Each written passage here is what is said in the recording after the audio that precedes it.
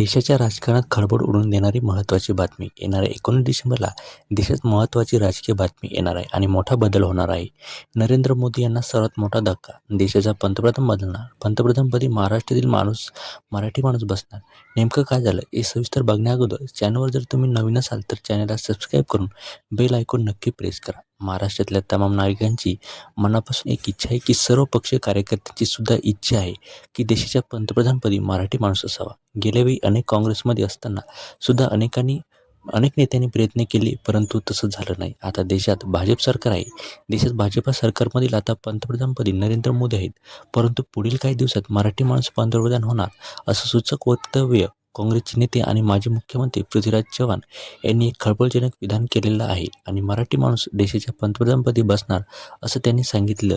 सर्वांच्या भोवया उंचावल्या आहेत आणि तेव्हापासून एकच जोरदार चर्चा रंगली आहे की पंतप्रधान कोण होणार. नव्या चर्चेला तोंड फुटत असून थेट पंतप्रधान नरेंद्र मोदी यांच्या नेतृत्वालाच आव्हान निर्माण झालेलं आहे. नरेंद्र मोदी आणि अमित शहा यांनी सर्व भाजप आपल्या हातात घेतले असतानाच नरेंद्र मोदी हे पायउतार होऊन कोणता मराठी माणूस पंतप्रधानपदी बसणार याची चर्चा रंगलेली असतानाच त्यामध्ये महत्त्वाची 2 नावे पुढे आलेली आहेत. त्यामध्ये नितीन गडकरी आणि देवेंद्र फडणवीस यांचं नाव समोर येत आहे.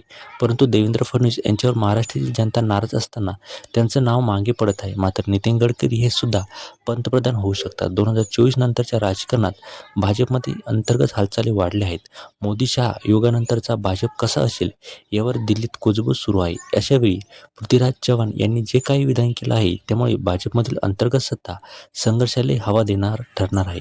विशेष म्हणजे चव्हाण यांनी सांगितलं की जो काय पंतप्रधान होणार आहे तो जास्तीत जास्त भाजपचा होणार आहे आणि किंवा इतर सुद्धा होऊ शकतो. त्यामुळे भाजपशिवाय इतर जी नावं सुद्धा चर्चेत आहेत त्यामध्ये शरद पवार यांचं सुद्धा नाव चर्चेत येत आहे. कारण शरद पवार हे पंतप्रधानपदी त्यांची मनापासून इच्छा आहे की, परंतु ते राष्ट्रवादी काँग्रेस पार्टीत आहे. परंतु भाजपची सत्ता असल्याने भाजपचा जास्तीत जास्त जो काही उमेदवार आणि भाजपचाच पंतप्रधान होऊ शकतो हे सर्वांना माहिती आहे. त्यामुळे आता मोदींच्या नंतर दिल्लीत सत्ता कोणाच्या हाती जाणार, गडकरी की फडणवीस, समोर संपूर्ण देशाचं लक्ष आता लागलेलं आहे.